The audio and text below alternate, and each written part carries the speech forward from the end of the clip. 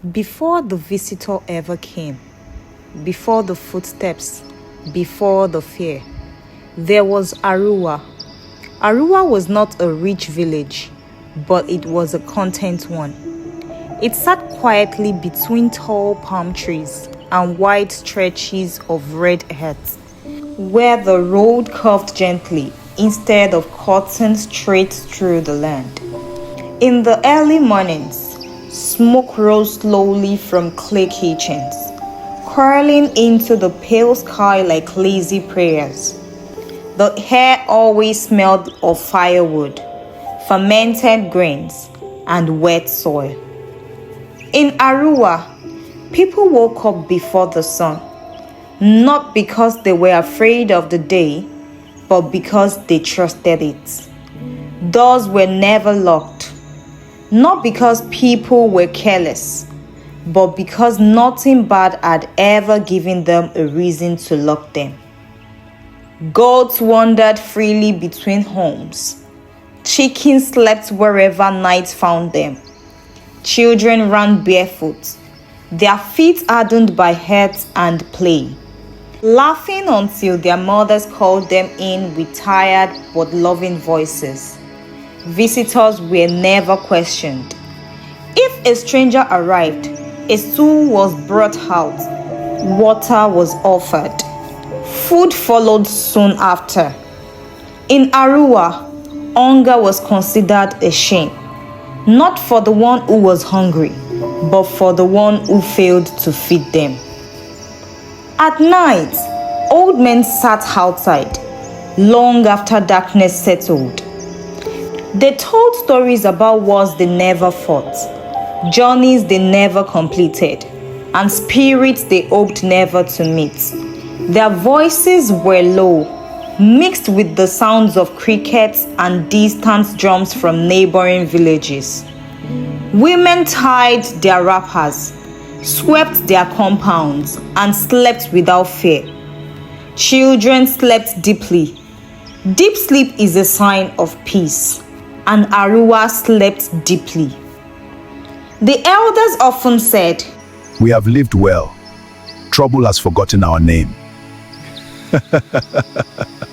But what the elders did not understand was this: trouble does not forget, it waits. Years passed without incidents. Births were celebrated loudly. Deaths were mourned properly. Life followed its slow, predictable rhythm. And because nothing bad had happened for so long, people stopped watching. They stopped listening. They stopped noticing the small things. And in villages like Aruwa, it is never the loud thing that brings danger first. It is the quiet change. That was when no one paid attention the morning Mama Efe found her clay cooking pot sitting neatly outside her kitchen door. She stood there for a long moment, hands on her waist, staring at it. The pot was clean, uncracked, carefully placed, as if someone had handled it gently. She frowned, then she laughed. Old age is catching me. Maybe I carried it out and forgot. She carried the pot back inside and went on with her day. Later that same week, a farmer named Olowu woke up and found his sandals placed beside the sleeping mat inside his room. He sat up slowly. Olowu was a careful man. He never brought his sandals inside. Never. Instead, he shrugged. Maybe my wife moved them, he thought. He did not ask her. No one spoke about these things, and that was how the village missed its first warning. Because when peace stays too long, people begin to believe it is permanent. They forgot that even the calmest night can hide footsteps. And somewhere beyond Aruwa, someone had begun to walk back toward the village. Quietly, patiently. After Mama Efe returned her cooking pots to the kitchen, life in Aruwa continued as usual. The sun rose. Children fetched water. Men went to their farms. No one mentioned the pot. And because no one spoke about it, the village convinced itself that nothing had happened. But strange things rarely announce themselves loudly at first. They begin as interruptions, small, inconvenient, easy to explain away. 2 mornings later, Auntie Shola, a widow who lived close to the footpath, woke to find her door slightly open. She was certain she had closed it the night before. She always did. Being alone had taught her caution, even in a peaceful place like Aruwa. She stood in the doorway, a wrapper clutched tightly around her chest, listening. Nothing. No movement. No footsteps. No sound except the early birds. Inside her home, nothing was missing. But something was wrong.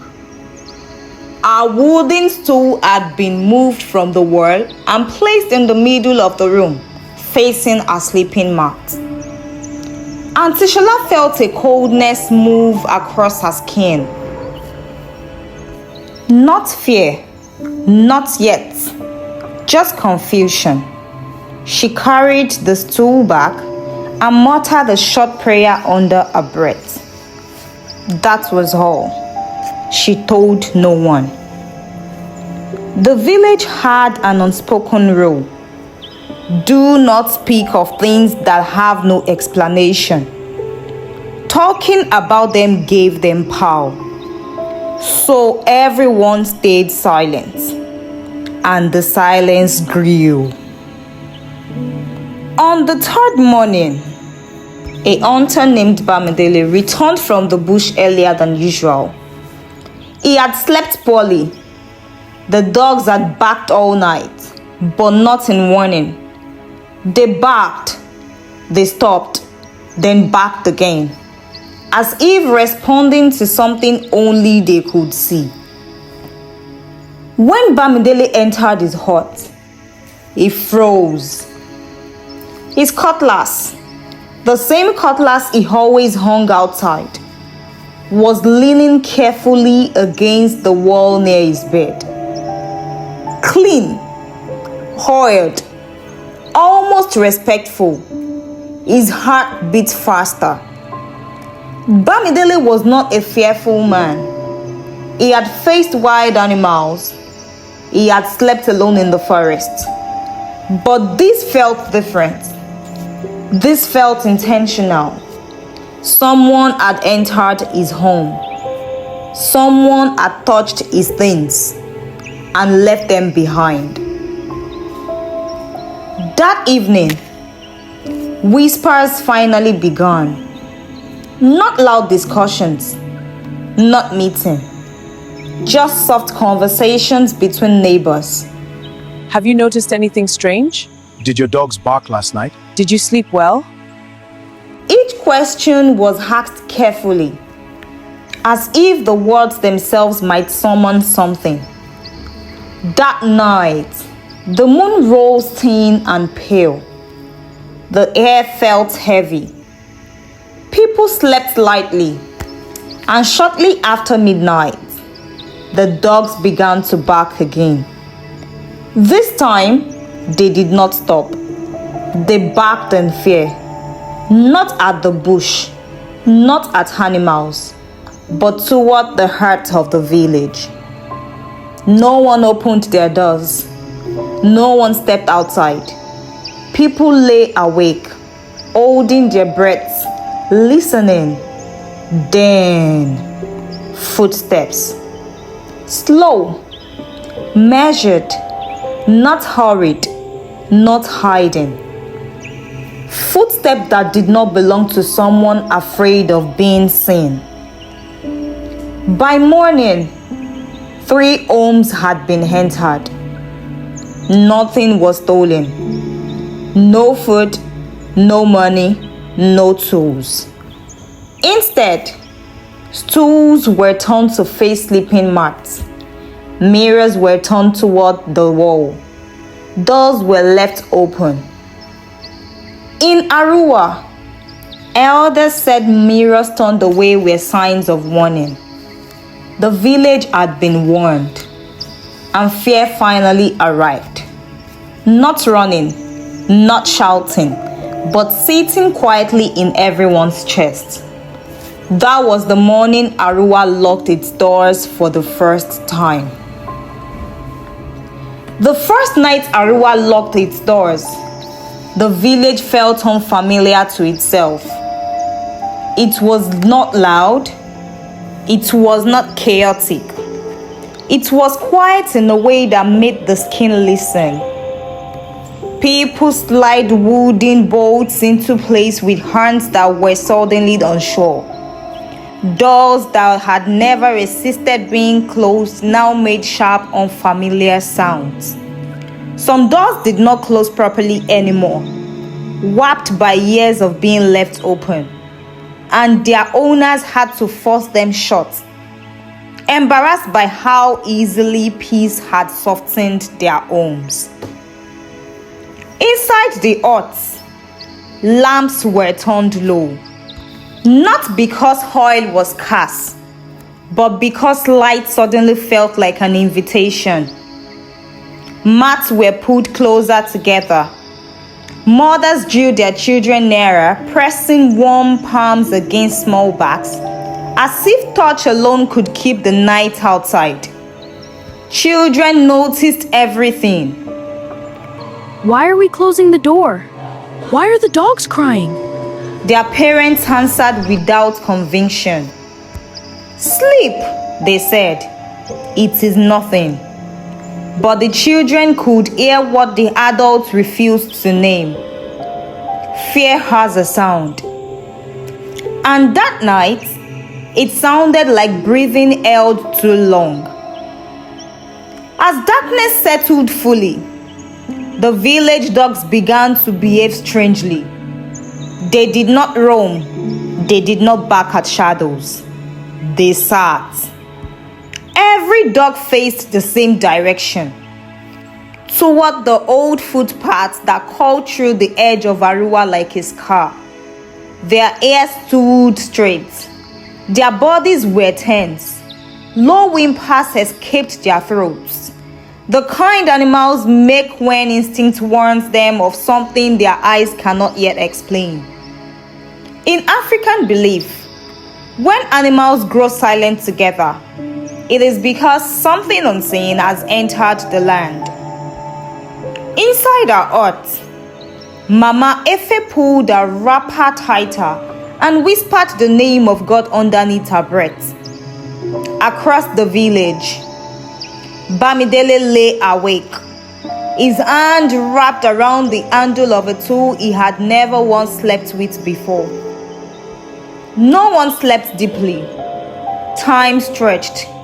Midnight came quietly. Then the footsteps returned. They did not announce themselves. They did not hurry. Each step pressed into the earth with calm certainty, as though the earth ground itself recognized the weight. The sound traveled slowly, deliberately, not the careless movement of a drunk nor the cautious shuffle of a thief. This was the work of someone who knew exactly where he was. Inside their homes, people counted the steps without meaning to. 1, 2, 3. The footsteps stopped. A woman's breath caught in her chest. Then the steps resumed. Closer, closer. The sound passed one house, then another. At one door, the footsteps paused for a long time. Too long. A man pressed his forehead against the wall, sweat running down his spine. His wife clutched his arm so tightly her nails felt half-moon marks in his skin. No knocking came, no attempt to enter, just presence. Then slowly, the footsteps moved away. By the time dawn arrived, the village had not slept. When people finally emerged, they did so cautiously, stepping into the morning as though it might bite. Nothing was broken, nothing was stolen, but the arrangements told a different story. In one home, a stool had been placed directly in front of the doorway, facing inward, as if someone had sat there and watched the family sleep. In another, a mirror had been turned fully toward the wall. Among the elders, this caused murmurs. In only belief, a mirror turned away meant a refusal to reflect, a sign that something did not wish to be seen. At Auntie Shola's house, a cooking fire had been neatly arranged, ashes swept aside, stones placed in a perfect circle, order without purpose. That frightened people more than chaos ever could. By mid-morning, the elders gathered. They did not meet in the open square. They met beneath the old Iroko tree, a place reserved for matters that touched both the living and the unseen. No one raised their voice. We are being watched. No, we are being tested. The oldest among them said nothing for a long time. Then he spoke. This thing does not behave like a thief. It behaves like someone who wants us to know he exists. That afternoon, the decision was made. The village would keep watch. Young men volunteered, though their eyes betrayed them. They prepared themselves carefully, not just physically, but spiritually. Some washed their hands and faces with water mixed with herbs. Others tied protective charms passed down from fathers who had faced dangers of a different kind. Not everyone believed, but belief was not required. Fear was not enough. As night fell again, the village grew still. Lanterns were hidden behind walls. The moon rose pale and thin, offering just enough light to blur certainty. And then the footsteps came back. Only this time, they walked straight into the heart of Aruwa. The young men of Aruwa did not boast that night. There was no laughter as they gathered, no playful insults, no exaggerated courage. Each man prepared himself quietly as if noise alone might attract what they were meant to watch. Lanterns were filled halfway, enough light to see, but not enough to announce themselves. Sticks were cut fresh from the bush, their ends still smelling of sap. Some men carried cutlasses, though they held them loosely, unsure whether metal could truly protect against something that walked without fear. Before darkness fully settled, a few of them visited their mothers, not to say goodbye, just to sit briefly, to eat something small, to feel normal one last time.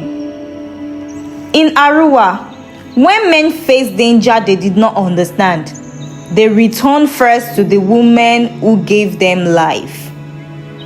As night fell, the watchers took their positions, two near the footpath, two beside the village square, others spread thinly between compounds, hiding behind walls, trees, and abandoned cooking sheds. They did not speak. The silence pressed against their ears until even their own breathing sounded too loud. Some whispered prayers, some muttered names of ancestors. One young man, barely grown, pressed his charm against his chest so often it left a mark. Time moved strangely.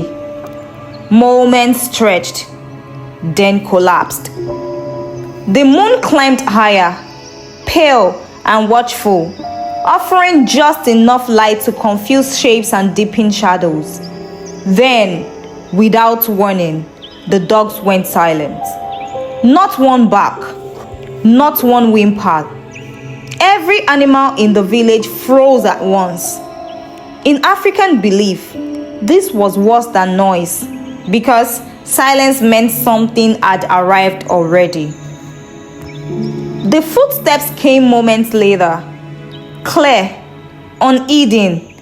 They entered Aruwa the way a familiar person would, without hesitation, without the careful testing of ground. The watchers stiffened. From behind a low wall, one man leaned forward just enough to see, and then he saw him. The stranger walked into the moonlight. He was not dressed like a villager returning late from work. His clothes were clean, too clean for someone who had walked through red earth paths. He wore no visible weapon, no charms, no protection of any kind. His hands hung loosely by his sides, relaxed, unafraid. That was the first thing that unsettled the watchers. A thief watches corners, a spy listens, but this man did neither. He walked slowly, calmly, as if the village belonged to him. He stopped in the center of the square, stood there, looked around. He gazed past over huts, doorways, shadows, not searching, not suspicious, but familiar, as if he remembered where everything used to be. One of the watchers swallowed hard. This was the moment. They had agreed if they saw him clearly, they would confront him. The young man tightened his grip on his stick and stepped forward. Just one step. The ground crunched softly beneath his foot. The stranger turned his head. Their eyes met, and in that moment, the watcher understood something that sent cold through his bones. The stranger had known exactly where he was standing all along. There was no surprise in his eyes, only recognition. The stranger looked at him, fully, calmly, as if counting him, measuring him. Then he smiled, not wild, not cruel, but enough to say, "I see you." The young man froze. His body refused to obey him. His legs felt rooted, heavy, unresponsive. The stick in his hand suddenly felt childish, inadequate. The stranger turned away and continued walking. No one followed him because fear had changed its shape. This was not fear of harm. This was fear of understanding that harm might not be the point. The stranger walked past every watcher. He did not hurry. He did not hide. At one house, he paused and looked at the door. At another, he stood still for a long moment, listening. Then he moved on. By the time he reached the far end of the village, no one had stopped him. No one had spoken. No one had even breathed loudly. When the footsteps finally faded into the distance, the watchers remained where they were, shaking, ashamed, relieved, all at once. At dawn, they gathered under the iroko tree. Their faces were pale, their voices low. He could see us. One said. He wasn't afraid. Another whispered. The oldest elder listened without interruption. Then he said quietly, This is not a man who fears being caught, and anyone who does not fear being caught is not here to steal. A heavy silence followed. That was when the elders realized something that had not yet been spoken aloud. Whatever walked into Aruwa that night was not for testing locks. It was testing people. By the time fifth night came, Aruwa was no longer pretending. Fear had stopped knocking politely at the door. It had moved in. The village woke early that morning, not because of work, but because no one had truly slept. Eyes were red, voices were hoarse. Even the children were quieter than usual, sensing that the air itself had changed. The elders met again beneath the Iroko tree. This time, they did not discuss whether to act. They discussed how. In old belief, when a danger returns repeatedly without causing harm, it is because it wants to be acknowledged. Ignoring such a presence was considered disrespect, and disrespect, the elders knew, could invite worse consequences. We cannot keep hiding. The oldest elder said at last. His voice was steady, but his eyes were tired. If this thing wishes to be seen, then we will see it. No one called the stranger a thief anymore. They called him the visitor. And visitors in African custom must eventually be spoken to, even dangerous ones. As evening approached, the village prepared differently. Doors were still locked, but lamps were left burning. Not brightly, not boldly, just enough to say, "We are awake." Food was cooked but not eaten. Pot sat untouched. Hunger felt unimportant. The elders bathed carefully, scrubbing away the dust of the day. Some wore old beads that had not been worn in years. Others carried staffs passed down from men who had settled disputes and buried secrets. They gathered in the village square just before midnight. Lanterns were placed in a wide circle, not as a trap, as an invitation. No young men stood guard this time, only elders. Those who had seen many seasons, those whose voices carried weight, not because they were loud, but because they had endured. The village waited. Midnight came, then as if answering a call he had been expecting, the footsteps began. They entered Aruwa calmly, just as before. The visitor stepped into the lantern light and stopped. For the first time, everyone saw him clearly. He was younger than many expected. His face held an anger, no urgency. His eyes were alert, sharp eyes that had learned to watch quietly for a long time. The oldest elder stepped forward. His hands were empty. We have seen you. The elder said. Now speak. The visitor studied him for a moment. Then he nodded. You should have spoken earlier, he replied. His voice was calm, controlled, not loud enough to echo, but strong enough to settle into every ear. Why do you come here at night? Another elder asked. The visitor did not answer immediately. Instead, he looked around the village, slowly, deliberately, as though counting memories instead of houses. Finally, he spoke. Because you forgot. A murmur moved through the elders. Forgot what? The older elder asked. The visitor's gaze hardened slightly. You forgot how easily peace can make people careless. Silence followed. He continued. I was born here, he said. I walked this path barefoot. I slept in one of these huts. No one interrupted him. When I was younger, danger passed through this village.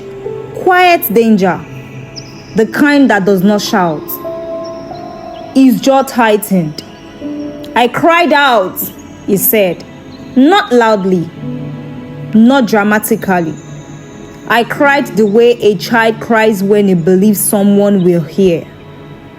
The elders exchanged uneasy glances. No one did. The visitor took a slow breath. I learned something that day, he said. That evil does not always arrive as fire. Sometimes it arrives as silence. And wait to see who is paying attention. The village was still. Even the insects seemed to listen. I left Aruwa, he went on. I survived elsewhere. I learned, I watched, and I returned with one question. He looked directly at the elders. Do you still notice when danger walks softly? No one answered. The visitor nodded, as if that alone was enough. I did not come to harm you, he said. If I wanted that, you would not have heard footsteps. A shiver moved through the crowd. I came to wake you. The oldest elder stepped forward. You have delivered your message. He said. What do you want now? The visitor shook his head. Nothing. He replied. I have seen what I needed to see. He turned away from the lanterns. Before leaving, he said one final thing. Quietly, almost gently. Next time, the one who comes may not walk. Then he disappeared into the darkness. The footsteps did not return. When dawn came, the elders remained seated. They did not celebrate. They did not speak. Because some warnings are not meant to be answered. They are meant to be remembered. The visitor never returned. Not the next night. Not the night after that. Not even when the moon grew full again and bright enough to expose every shadow. At first, the absence felt unsettling. The village waited. People listened in the dark, almost disappointed when nothing happened. Dogs slept again, but lightly. Children woke from dreams they could not explain. Mothers still checked bolts twice before lying down. Peace had returned, but it was no longer innocent. In the days that followed, Aruwa changed in quiet ways. Not suddenly, not dramatically, but permanently. Doors remained locked, even in the daylight. Not out of fear, but out of awareness. People no longer assumed safety, they practiced it. Neighbors began to check on one another, not out of gossip, but responsibility. When a child cried, someone listened. When footsteps passed too late at night, someone noticed. The elders gathered more often beneath the Iroko tree. They spoke less. They listened more. The oldest elder, who had spoken to the visitor, aged visibly in those weeks. His back bent further. His voice softened. He no longer told many stories. But when he did, people leaned closer. Because he spoke now with the weight of someone who had been reminded. One evening, long after the visitor had faded into memory, a young boy asked the question. Why do we lock our doors now? He said, when nothing bad has happened? The elder did not answer immediately. He stared at the ground for a long time, tracing shapes in the dust with his walking stick. Then he said, Because something almost happened. The boy did not understand. And that, the elder knew, was the point. Years passed. Children grew, old men were buried, new elders took their place, but the story of the visitor did not fade. It was told carefully, never exaggerated, never dramatized. Always quietly, always at night. The elders warned the storytellers, do not tell it to frighten, tell it to awaken. They reminded the people that danger does not always break doors. Sometimes it rearranges furniture. Sometimes it watches. Sometimes it waits to see if anyone is paying attention. And sometimes it leaves, not because it was defeated, but because it was understood. The strangest part of the story was not what the visitor did. It was what he didn't do. He did not steal. He did not frighten. He did not harm. Yet he changed the village more deeply than any disaster ever could. Because disasters pass, but awareness stays. Even now, travelers passing through the area speak of Aruwa differently. They say it is peaceful. This village is so peaceful. They say the people are kind, but observant. They say children sleep well, but are taught to listen. And at night, when the wind moves through the palm trees just right, some swear they hear footsteps far away, slow, measured, familiar, but no one investigates because the elders have already taught them the lesson. Some warnings do not come to destroy, they come to prepare. And sometimes the greatest danger is not what works in a village, but what a village refuses to notice. This folktale teaches us that peace without awareness is fragile, silence is not always safety, and wisdom is not the absence of fear. It is the ability to recognize quiet warnings before they become loud regrets. You have been listening to Folktales with Darla. Don't forget to like, subscribe, and drop a comment. If the story stayed with you, if it made you pause, then it has done what it was meant to do. Until the next story, sleep peacefully, but never without awareness.